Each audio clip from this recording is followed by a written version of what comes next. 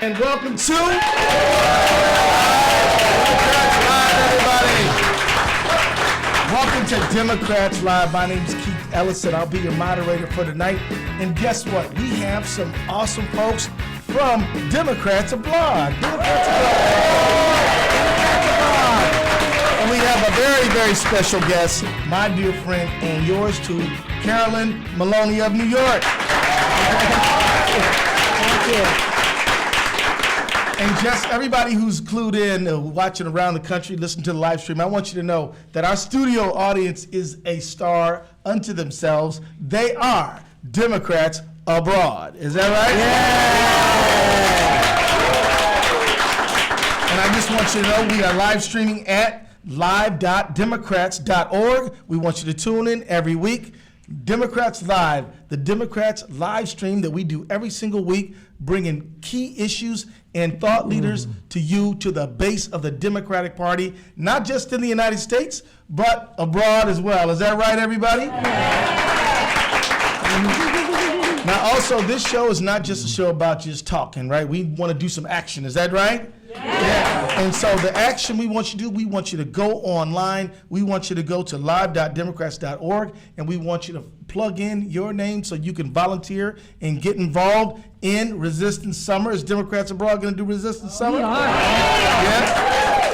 And there is a slot for you to donate as well. So you can do that. We appreciate it. Now, let me just say, you guys are an awesome panel tonight, very unique in many ways.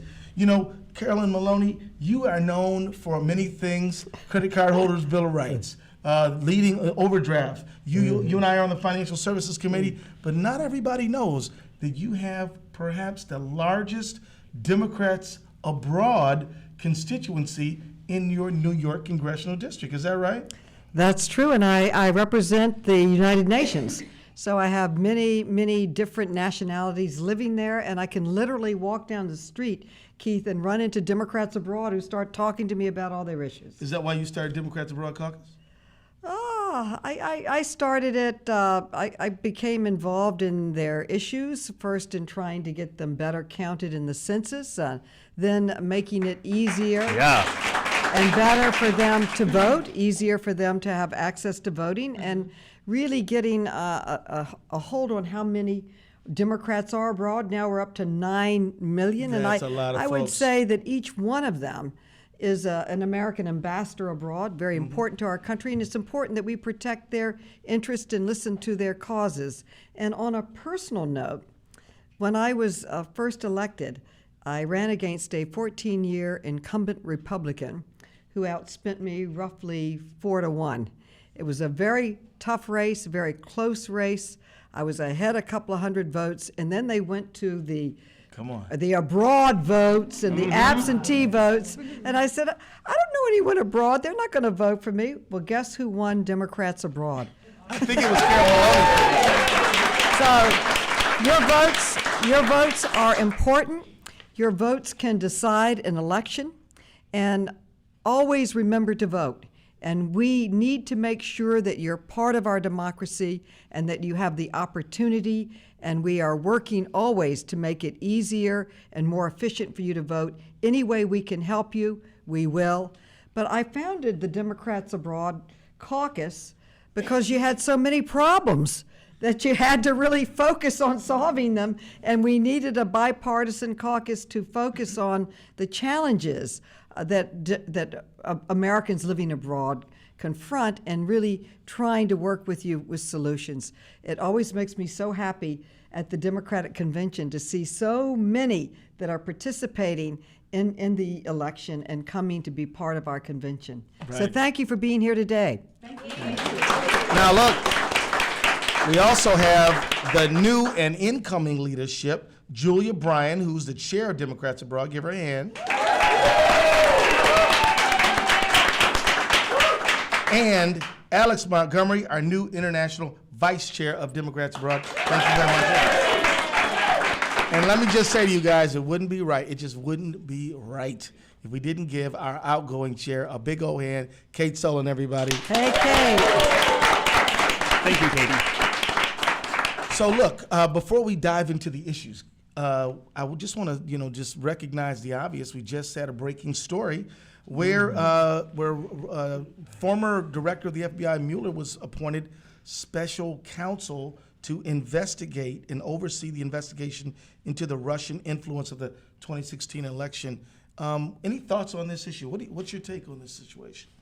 Well, personally, I would like him to come to Congress and testify on exactly how he is going to be independent, because he is in the chain of command of the Justice Department. We need a total review. It has to be an independent review, and they have to have the resources to take this investigation anywhere he believes it needs to go. I think the most important thing in a democracy is trust. And all of these allegations, all these scandals are really causing many people to distrust what's happening. And I would say very importantly, we need an independent commission to review everything and to look at the facts and come back with really information on how was there meddling by the Russians? How did they meddle? Did they influence the election? And very importantly, how do you make sure this doesn't happen again? I would say one of the best times that I've been in government was after 9/11. The Congress created an independent commission to look at what went wrong. And they came back with 41 recommendations, and Congress implemented 37 of them, which made this country safer, changed the way we do things, and really when we work together and are committed, no one's better than the United States. And we need the same type of independent commission. We must have it. In fact, Keith and I, we signed a motion to discharge, to move that bill to the floor. It has to be bipartisan. It has to have the resources, has to have subpoena power, and they have to be able to work as long and as hard as they can. We have several investigations taking place in Congress. They're all important, but we have other responsibilities of the committees. We need an independent commission. Their sole charge is to look at this challenge, come up with answers and directions of how to stop it in the future. Right. So let's get some of our Julia and Alex in on this conversation. You guys, you personally live abroad, and I know many people who are with us tonight live in India, live in Hong Kong, Canada, all kind of places. For those of you who can't see it, they're lifting up their name tags and where they're coming from. But let me just ask you, how do Americans living abroad feel as they see this controversy unraveling? I mean, the FBI director was fired and allegedly, believably allegedly, was fired because he was investigating the president's connection and possibility of collusion, and the president allegedly, or not allegedly, he said it, said that, look, man, are you going to be loyal to me? This is in Comey's notes, and perhaps the president even leaned on the FBI not to prosecute somebody who may have done some things that were in violation of the law. Talking about General Flynn now. So how do you guys see it from afar? Well, it's hard for us to imagine that this is the country that we're from. We are as you mentioned, we're the ambassadors of the United States, and for us, democracy is so important. And we really, it's very important to us to represent, and as part of Democrats Abroad as well, to represent those values. And so when we see the democratic values dropping, it's a great cause of concern. And we, our members come to us and say, what's happening? And we have no good answers. And we just say, this is something we have to write to our Congress about. And we put together groups. They go out and they write letters and they send postcards and they make phone calls. And we're all very active about addressing these issues. Yeah, so Alex, what do you think? Yeah, Keith, you introduced us really nicely, but you did it only the half of the way.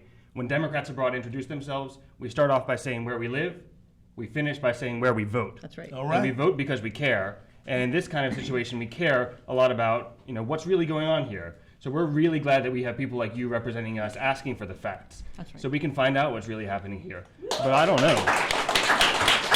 So what do you all think? I mean, do you think that somebody just decided, hey man, maybe there really should, somebody in the Trump administration figured there really should be a special counsel, or do you think it was people power that got us where we are. What do you think? People power, no question. People saying this is what we need, and we need accountability, we need transparency. I tell you, anybody who wants to go out and march, protest, and write about this thing, don't think it's time to shut it down just right. because they appointed a special counsel. In fact, if you want to keep that special counsel straight up and doing the job and getting the proper resources, as Carolyn Maloney said, I think you better keep up the pressure. What do you guys think? We definitely will. So let's talk Democrats abroad. Tell me about you guys. What's the story on Democrats abroad? What leads Americans to live abroad outside the United States, and what, more importantly, makes them want to stay connected and be active Democrats, no matter where they may live? Well, Democrats are, we represent the 9 million Americans who live abroad. And one of our major issues that we actually do is making sure that people abroad know that they can vote, because that's something a lot of our American friends, they don't realize this, and they don't realize that it's actually easier than it used to be to actually get out and do vote. And we also represent Americans abroad's issues. And we have different issues from what a lot of Americans living in the United States have. And so it's really important that we're able to bring our voices to the Capitol. Like we've just been doing this last week with all of our great leaders. We've met with dozens of House members and senators in the last few days, letting them know what issues matter to us. And you asked why people live abroad. They live abroad for a lot of different reasons. They live abroad for family reasons. They live abroad because business takes them there. They live abroad because they wanted to have an adventure, and they went 18 years ago, and here they are 18 years later. That's my story. Not quite 18, but yeah. People get out there and they go. Exactly, and it happens all the time. There's a lot of different reasons for living abroad. So where are you living now, there, Julia? I live in Prague, Czech Republic. All right, and where are you living now? I'm in Hong Kong. But I'll tell you the other thing that drives us is the same headlines that we see here in the U.S. I mean, we wake up every morning and we read the same papers that you guys do now because it's all online, right? We go out and we talk to our neighbors, which aren't the same neighbors, but they've got the same questions. Right. Like, what's going to happen? Right. Where is this going? And then we just decide, what are we going to do? And we see the leaders that are, here in the room with us here, but there are hundreds of thousands of Americans abroad who have come and joined the women's marches, the science marches. And we're on the streets just as people are here. Right. So you mean to tell me Democrats abroad were part of that women's march on January 23rd? All right. Raise your hand, how many of you marched? Wow, that's see that's incredible. everybody here. Awesome, For the awesome. folks who can't see the audience, nearly everybody raised their hand. So look, And so these were international marches. You were marching, that over is the so world. incredible. okay, where's some of the places y'all marched? Yeah. You know, Washington, Toronto, Costa Rica, Washington D.C. said that one. Stockholm, Sweden, Hong Kong, Macau, Hyderabad, India. Come on now. Copenhagen, Oslo, Norway, Amsterdam. So 750,000 strong in New York City. So I just want your fellow Americans and fellow Democrats to know that there is a huge presence of Democrats across the world, and they're in solidarity with everybody. But, Congressman Maloney, you have not sat by and let Democrats abroad just sort of have a bunch of problems. You've stepped up to the plate. What are some of the things you've done? I know you have a bill. Well, we worked on a series of bills to make voting easier and to be able to register online, pull down your voting card online so that you can then vote and mail it in, so that system was simpler. But really, the response to FACTA, as Julia mentioned earlier, is one of the. Now, what is FACTA? So a lot of folks listening are like, what's that? Is that something that Trump feels is probably fake or something, or alternative FACTA? No, actually, I think that's the kind of thing that we. Yeah. That's the fat cat, right? Exactly. FACTA, what is it? FATCA, well, it's a law that's there to stop people. Is it like an acronym? What does it stand Yeah, the Foreign Account Tax Compliance Act. for? Okay. And it's there to actually stop people, maybe sort of like Trump, who are using overseas areas to not pay taxes. But here's the problem: is they've set up some rules that made it hard for Americans abroad to have bank accounts. Oh, yeah. So, for example, I've got a friend who moved to Hong Kong. He was a teacher. He tried to open a bank account, and he couldn't get it open. I think he finally did get one open, but he missed a couple of paychecks waiting for it to get in there. Right. And that's the kind of thing that affects, all of us. And we don't deserve to be discriminated because of that kind of stuff, right? Absolutely. So that was a big deal. That's an important issue that all Americans should know, that Americans abroad are facing the problem. And I have a solution. Okay, I have a look. bill. There we go. Yeah. The Maloney Simplification Act. And it says if you open up an account in the country in which you reside, FACTA will not apply to you. And Keith, you can't imagine what a big problem it is. I've had Democrats abroad tell me that they won't open up a bank account for them. That's very serious. They've had people that are married to an American don't want to be married to him because then they are under the Subject same. to it. It's really it's a huge thing, a huge burden on people. So we are hoping to be able to pass that. I wrote Treasury last year. You signed the letter. You may not remember it. Oh, I remember. We got it. I remember that. We got well over 60 members of Congress to sign it. They didn't act on it. So now I'm legislating it. And so if we work together in a bipartisan way, we may be able to pass it. So all Democrats abroad, urge your Congress members to go on the Simplification Act for FACTA so that when you reside in the country and you open up a bank account, the FACTA requirements do not apply. Thank you, Congressman. A lot of Americans are quite concerned that if the Affordable Care Act is repealed, they will be again thrown to the system as it was before, facing exclusion for pre-existing condition, facing their kids not being able to stay on their health care, facing cuts, massive cuts to Medicaid, which would leave people who are low income unable to seek care except for an ER. What are some of the unique concerns that Americans abroad might face if we have the Affordable Care Act repealed? Well, this is actually a serious issue for us because if you think about it, Americans abroad, we don't have continuous coverage. So we are all, every single one of us, living abroad. If we want to go back to the United States, we will not, and the healthcare bill is passed, we will not be able to be covered if we have pre-existing conditions. We will be literally healthcare refugees. Or they'll make you pay a massive That's thing right, to the exactly, insurance company. exactly. You know, people got upset about the individual mandate, but it was a pretty small amount of money.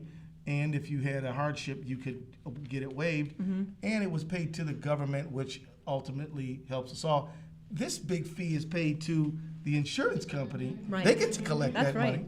You know, so and if you have 2 months of broken coverage, then you pay a big giant Exactly. fine to that because they're trying to make you pay for the people who they say they're going to cover but really are not. Exactly. So you have Peace Corps volunteers going off for a few years. They come back, they are not going to be able to have their pre-existing coverage. Isn't that something? Exactly. It's really something that we have to be very concerned about and make sure that we let our senators and representatives know about. Yeah, and so how are, Alex, how are Democrats looking abroad, looking at this whole healthcare fight? I mean, I can tell you that people all over this country are into it. What do people abroad say when you tell them that your neighbors and friends sometimes go bankrupt because they weren't covered or because they had really a deductible or some sort of a cost that they just couldn't get covered? Well, at first they don't believe us, to be honest. I mean, I live in Hong Kong. Hong Kong's the freest economy in the world. It's not, there's no communism there, right? Right. It's not some socialist country, but when I get sick, I walk into a hospital or a doctor's office, I pay about $12 US and get whatever medicine coverage I need. That's not a radical system. And U.S. is different. It doesn't have to be the same thing here, but the core concept has to be the same, is that when someone's sick, they shouldn't be worried about how they're going to get coverage or how they're going to get care. They should be getting the care they need.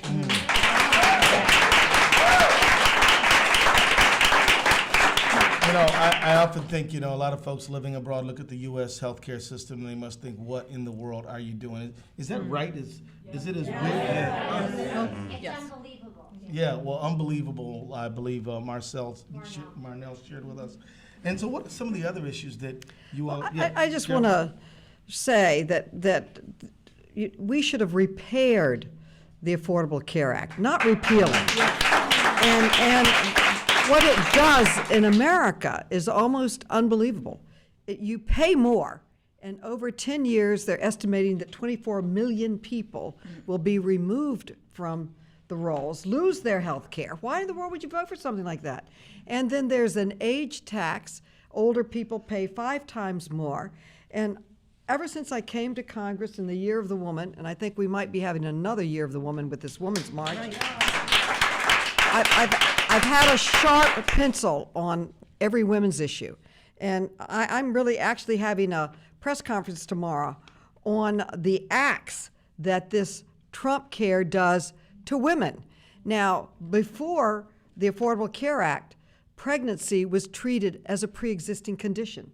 People would come to my office, they were pregnant, they could not get insurance. Well, this also removes it back to the states, which means that many people will no longer have pre-existing conditions covered. Maternity care won't be covered. Also, being a victim of domestic violence could be considered a pre-existing Absolutely. condition. So, breast and the screenings for women's health care, for breast cancer and cervical cancer won't be covered. All of these areas for women aren't covered, and so it's particularly onerous to women. Now, one of the things that was incredibly important in the President Obama's bill was that The men, Affordable Care Act? yeah, that men and women would be treated equally in the cost. Before, women were paying roughly More. 5 times more. Now they repeal that protection for women, so women will be paying much, much more for their health care. That's unfair, and that's a reason why we need the Equal Rights Amendment, so that they cannot roll back our rights at whim. Now let me just tell you, we're gonna wrap up with about 5-10 minutes on women's issues. We're gonna talk about your book, but I do want to talk a little bit more about Democrats abroad and Americans abroad and how they can participate in our democracy, because what we've been seeing around the country is Republican members of Congress don't want to have community meetings, so some Democrats have gone there to try to service those constituents who deserve to be listened to, and they've had some really, really outstanding turnout at some of these meetings. I know Sean Patrick Maloney went to a Republican district, turned it out.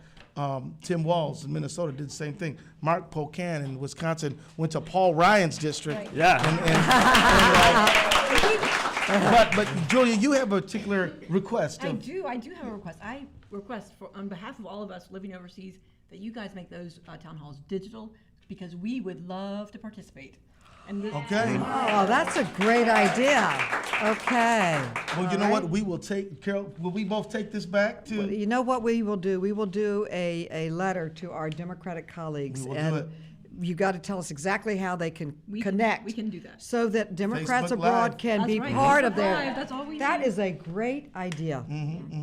But Carol Maloney and we will do this. We will bring this to our colleagues and tell them this is urgent, because Democrats abroad need to be in the conversation too, right? We really want to. Yeah, that's right. And Keith, if you don't mind, I'll make one other request, not of you, but of the people who are watching and listening. I'm sure a lot of people watching are around the country, but I'm also sure that many of you have friends who are living abroad. And we need you to tell your friends who are living abroad that Democrats Abroad is here to help you participate. Right. We're here to help you vote. Go to democratsabroad.org, sign up, join the movement, join the resistance. We're going to have resistance summer too. Oh yeah, yes you are. Exactly. We are. It may be resistance winter in Australia, but But there's going to be resistance just the same. So, let me just ask you this, Alex, if you wouldn't mind sharing. Look, there's about how many Democrats abroad are there? How many Americans vote who live abroad in American elections? Do you have a upside in terms of turnout and getting more people to vote? And we heard about how Carol here had perhaps won her election because of Democrats abroad. How many districts do Democrats abroad really make a big difference in terms of turnout? yeah, so first of all, thank you to Congresswoman Maloney, because she's helped us go from not too long ago when it was very difficult to vote till now. I think we're going to hit almost 1 million votes from abroad No, this that's last a lot. year. That's what they- right? That's great, and it's in every congressional district, red districts, blue districts. Democrats abroad are blue, by the way. But Although some vote in red districts. that's right. That's right. Right. But here's the raised the thing. tide. Here's the thing. There's about 9 million Americans living abroad. We estimate maybe 6.5 million of those are eligible to vote. We're working to turn those people out. And just imagine if we're taking another 1-2% up of Democrat votes, we're going to swing districts across the country. No question. But we need your help. Tell your friends abroad. Now, if you are, let's just say, I'm sure there are some Democrats abroad listening to this live stream right now. If they want to get involved with you guys, what do they do? I'll tell you, they need to go to democratsabroad.org and click on join and join us. And that's all they need to do. We have people in country committees all over the world who'll be reaching out to them and saying, hey, you live in Hong Kong. Hey, you live in Sweden. We want you to come to our local event and come and meet up with our whole team and just get involved. And people Julia, will love it. how many people have raised their hand to volunteer from abroad so far this cycle, after the election even? How many do we have now? In the last, we have over 12,000 volunteers in our database. And there's our volunteer coordinator. So Kate Sullivan, former chair, is very fond of saying that, hey, and you guys might be on the ballot every 2 years or every 4 years, but Democrats abroad are participating in elections every single right. year. Yes, we do. Talk about that. I mean, are you guys dealing in municipal elections, and what's the appetite for that for Democrats abroad to get involved in local elections? This year we're really deeply involved in special elections. We're talking about Georgia, we're talking about South Carolina, we're working on Montana, we worked in California and Kansas. All special elections around the U.S. They're all of our elections, so we don't stop with as soon as November happens in a presidential cycle. We keep on going and we keep on planning. Right.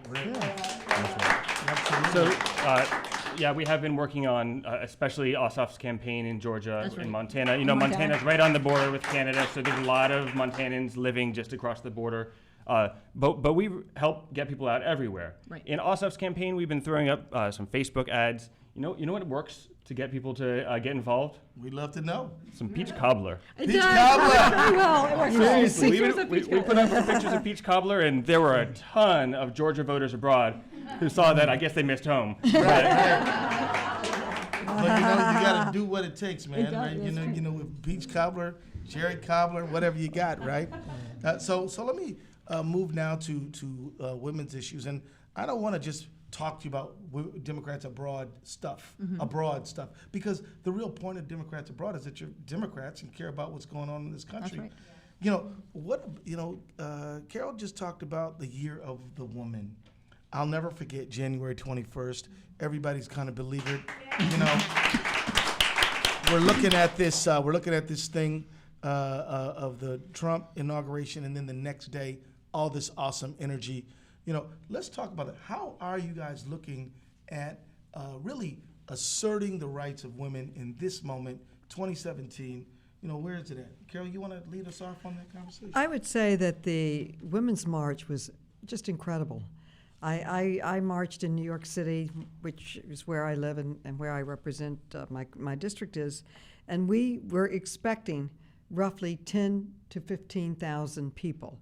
And we were down by the United Nations in that park on the side, and we thought we'd go out to First Avenue and there we'd march. We went out to First Avenue, we never moved, because so many people turned out that you could not even move. It was historical. It was unbelievable.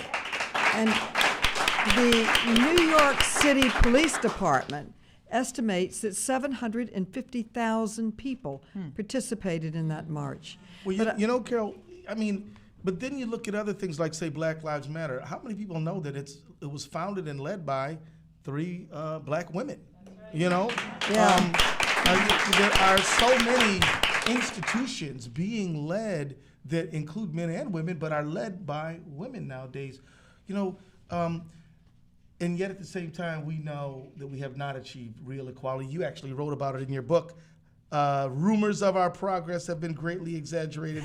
Why women's lives aren't getting any easier, and how we can make real progress for ourselves and our daughters. You authored that book. Yeah. What made you write that book? And Because rumors of our progress have been greatly exaggerated.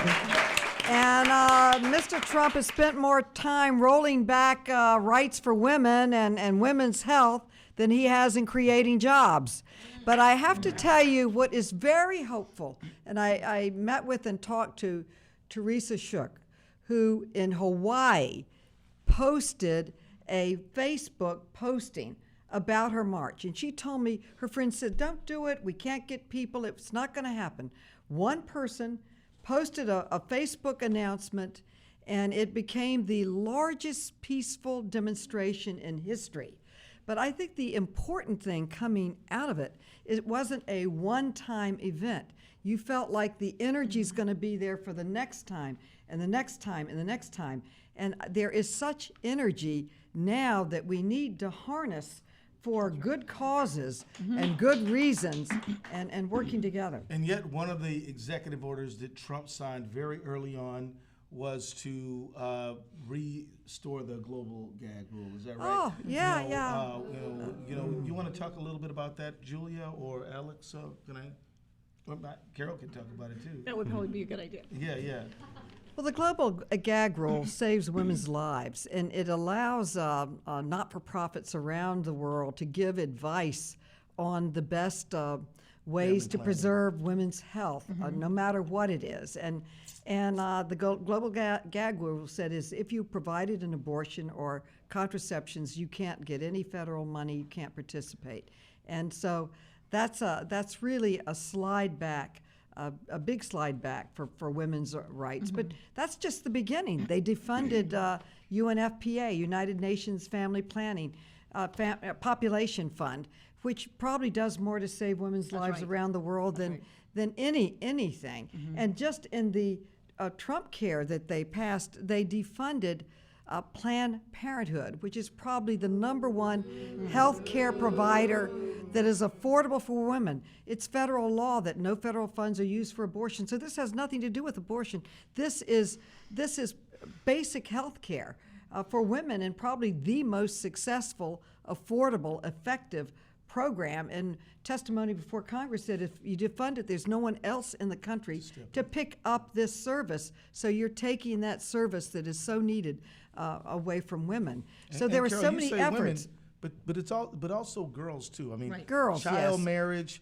We know educating girls is one of the best ways to prevent poverty for that girl. So when women succeed, America succeeds. So we need to. And maybe even the world succeeds. And the men succeed, the family succeeds. And what is so upsetting to me, and why I wrote the book, is that so many of our gains, I spend most of my time in Congress holding on to what we already did, trying to stop an attempt to roll back Title VII, equality of treatment and employment, or Title IX, equality of treatment and education, undermining certain rights that we've put in place. And I firmly believe equal pay for equal work. The only way we will enforce that and make it happen is by passing and ratifying the Equal Rights Amendment, because then it is the law of the country and it is enforceable, and that is important. And having the right to sue. The Morrison case overturned the Violence Against Women Act's right to sue for women in violence against women in cases of rape and so forth. We need to have enforceable rights to sue to the Supreme Court for protections in violence against women. And it's very, very important. But we got a lot of things to fight for. We sure do. And we didn't get into financial services. They're trying to roll back the protections. That's right, we put in Dodd-Frank. place. But now we got to go to the folks who called in. Adrian, what do you got for us? What are the folks saying today? Got a lot of folks on social media from across the country and around the world. Got a lot of Democrats abroad. But a lot of them are asking repeat questions from what we were asked last week because people just want to know about Trump and Russia. Well, okay, here's something about Trump and Russia. Head on over to makecalls.democrats.org, right? Yep, that's it. Makecalls.democrats.org. /Russia to contact your representative and demand an independent investigation, real accountability.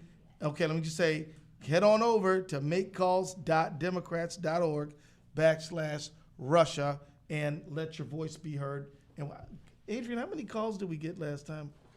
We have gotten a ton. We had 700,000 people sign our petition on That's Russia almost alone. 750,000. Yeah. Wow. Got a That's lot of doing engagement. something. You bet. Julie, you want to jump in on this? Oh, I thought you were fighting for the mic over there. No. Okay. Well, let me tell you, the bottom line is, you know, all of us, everybody, Americans, no matter where you live, are fundamentally concerned about our government and equality That's right. and our quality of democracy. So be involved, stay involved. What else you got for us today, Adrian? I think a lot of folks are having trouble understanding what's going on because there's so many developments. So from Twitter, we have, why is it illegal to talk to Russians? Seriously, I'm having trouble understanding this scandal. Explain it to me like I am 5. Okay.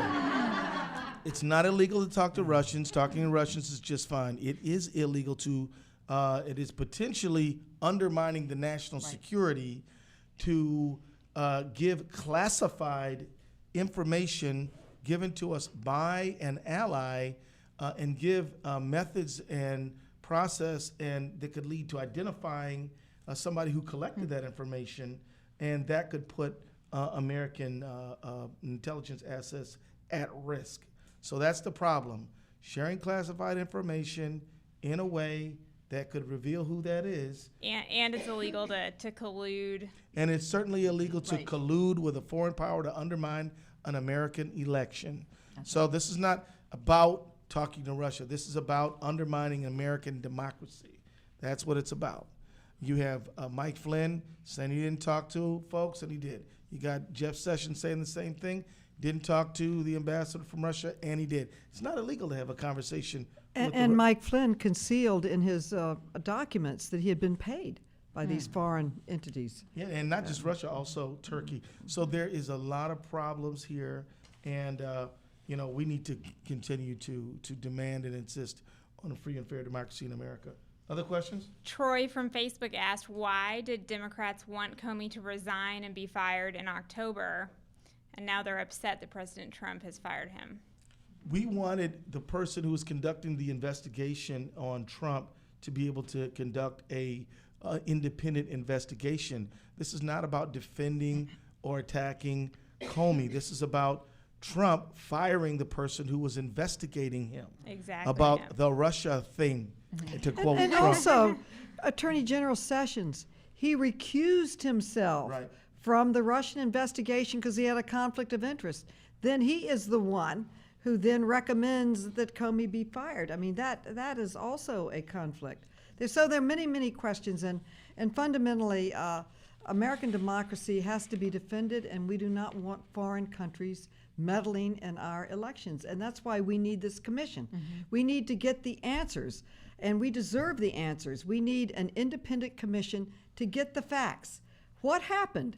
Did it affect the election? Maybe it didn't. We don't know. Who was involved? Were there any other foreign countries involved? Who was hacked? We need to have a thorough review, which is what we did with the 9/11 Commission, and they came back with this huge report, became a bestseller. It sold more than Harry Potter, believe it or not. And then the recommendations were solid, and then Congress enacted them to make this country stronger and safer. We need the same type of review, recommendations of how we make sure this doesn't happen again, but we don't have the answers yet, right? Right. We need to find out. So we want to get more folks in. Adrian, what do you think? On to a very different topic. Sabrina from Texas asked, will the Democratic Party work to pass a bill to end the criminalization of marijuana? She notes, I have never used marijuana, but I am befuddled that a teen's life is forever changed by this type of conviction, especially when some states have legalized marijuana.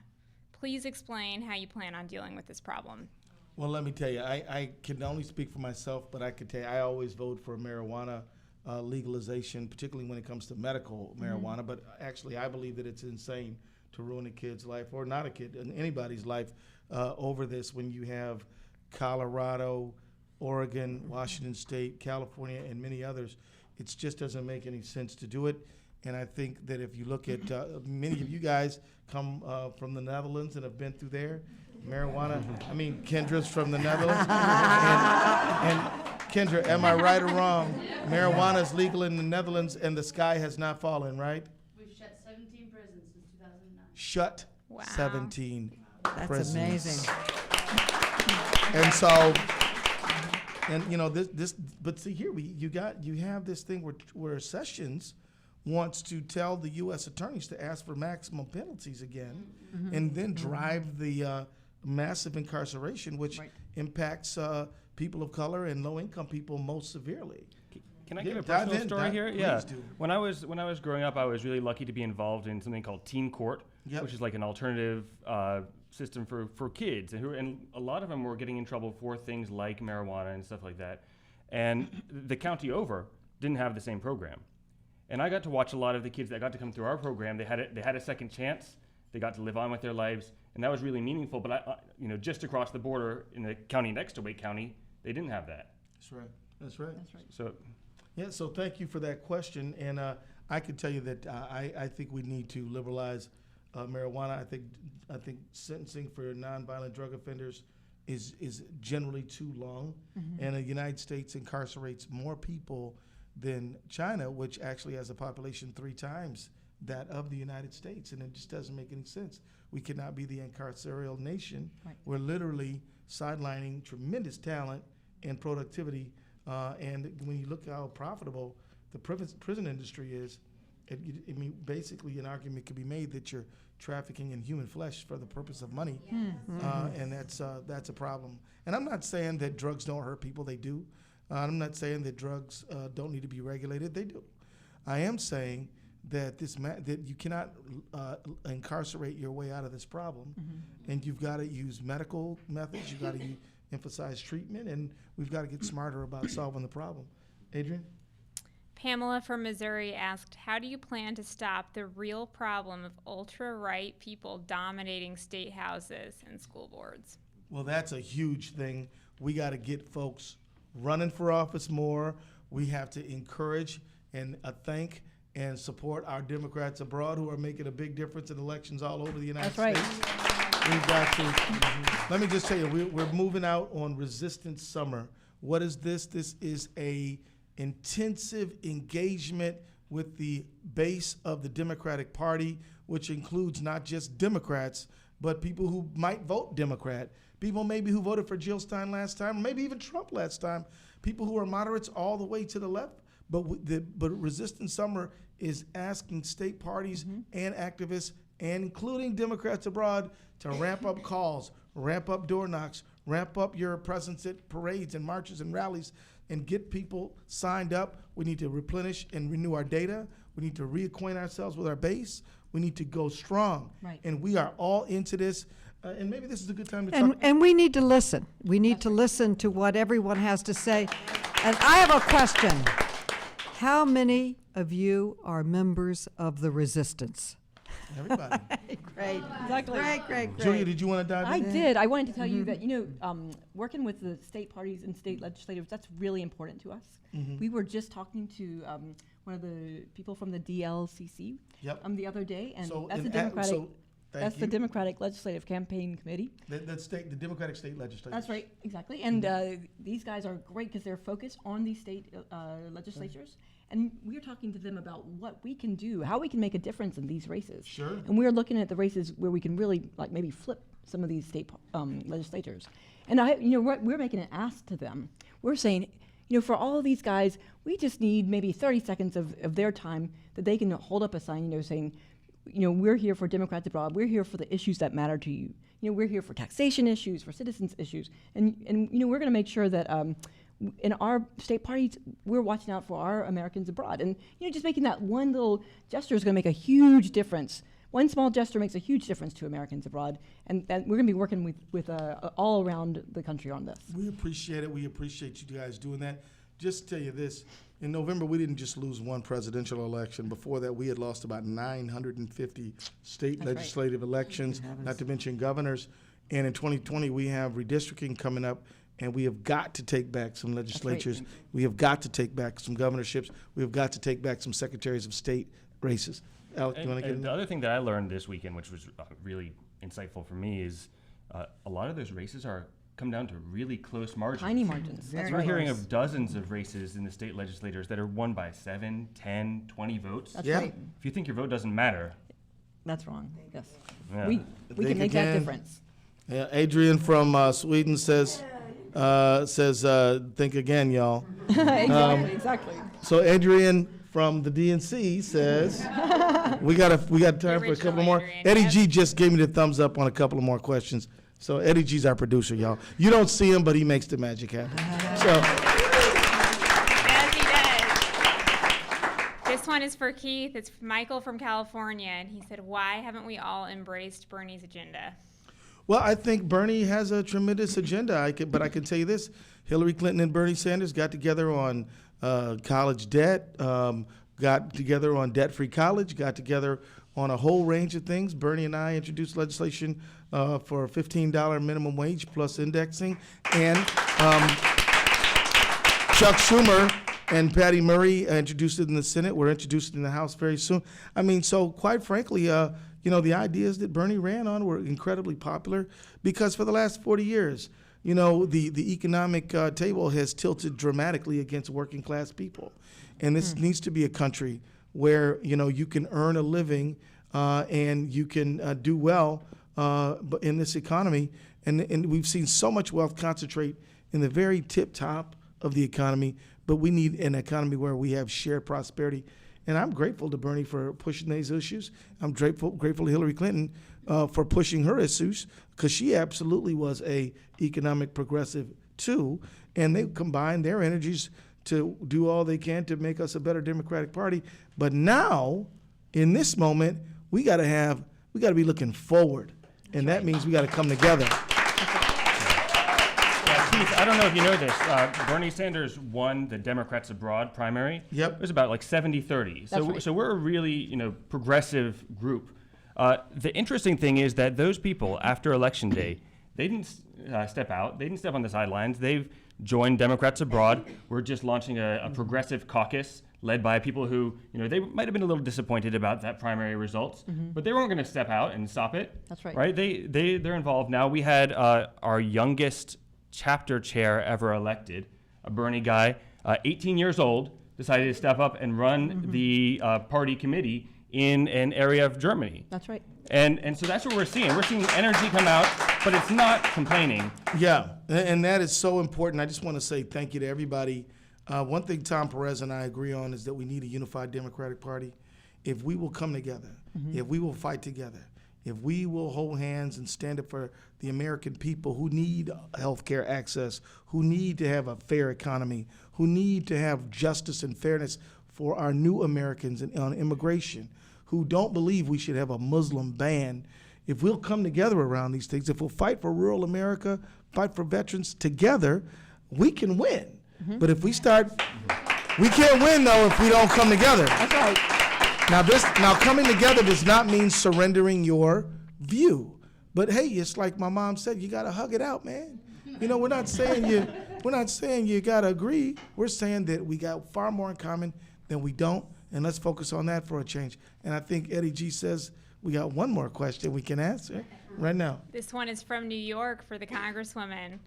Thomas wrote in, "How do we argue logic to people who will vote against their own interests because of either their beliefs or bigotry that outweigh their health care and their well-being?" That's an excellent question, because I ask that myself when I see blocks of populations literally voting against their interest. And we just have to work harder at educating them on the issues. And it's hard because every day there's another new scandal and we're off on this new scandal, but we have to focus on preserving health care, preserving the financial reforms, preserving climate change. Who would have thought that we would be dependent on China to uphold the American position that President Obama worked so hard to get a consensus for internationally in the Paris Accord? So many of these issues, you have to educate people why it's important to their lives, and really the economic issues. So many people voted against their own economic issues in this last campaign. So we have to really take it as a challenge to work even harder. And ultimately, we can't implement Bernie's agenda or any Democratic agenda if we don't have the majority of the votes. That's right. We have to take back Congress. We have to take back these state houses. You can't implement the programs without the majority vote. So we have to win in these elections coming up in 2018. When Democrats when Democrats lose elections, bad things happen to good people. We have a duty to get out there and win. That means we have a duty to get out there and unify. I would simply say this to the caller, that the DNC, a Democratic Party, over the course of time, has been a party that concentrated on presidential elections. It's been a party that concentrated on battleground states. And Tom and I and all of the DNC members are saying, no, we're not going to be an every 4-year presidential party. We're going to be an everyday party that's just fighting at the city level, the state level, the county level, all levels. And we're not just going to be a party that is fighting in the battleground states. We're going to fight in every precinct in the United States. And that's where it's at. That's why with Resistance Summer, we are trying to, we're backing up the efforts to get out the vote in Wyoming State. And Democrats Abroad is writing an application. We're fighting for the folks in the rural parts of New York State. And let me just say, if you got to, let's just be very candid. People say, should we go out there and try to get the white working class person, or should we go get the rising American electorate of women and people of color? And my answer is very clear. Yes. Yes, exactly. Yes, we should get both. We need both, because I'm telling you right now, if we're not campaigning, if we just say we're not going to campaign in Kentucky, Louisiana, and West Virginia, we are abandoning people who need us. There is an opioid epidemic in this part of the country.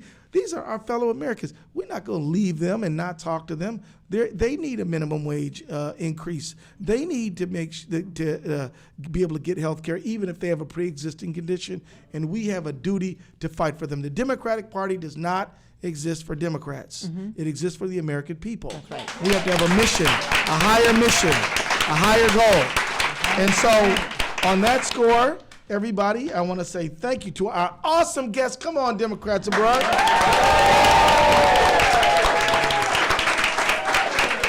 I want to say tune in next week when we have John Lewis, the great civil rights guy.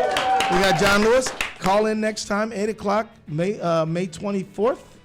And we need you to tune in, because we are going to be talking about Resistance Summer for the whole hour, and we need you to get involved, be inspired, initiate, and if somebody's not doing, you do it. If somebody, and that's what we got to do. Up to you.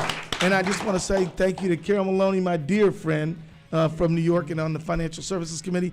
Thank you, Julia and Alex, for all you do leading Democrats Abroad. Thanks to Kate for her service in the past, and thanks to all of you guys for being here tonight. Go to democrats.org and figure out how to sign up to volunteer. That's democratsabroad.org. Okay, that's democratsabroad.org. Okay, you say yours, then I'll say mine. Sorry for the competition, but yes. No, it's no competition. We're all on the same team. That's right, we are. What I'm talking about is need you to go to live.democrats.org. Is that right, Eddie? Live.democrats.org. And we do need you to take action. We need you to sign that petition demanding honesty and transparency in government, to fight for a democracy free of foreign influence and a president who works for the American people, not somebody else. And that's what we deserve to have. And why don't you get the last word, Julia?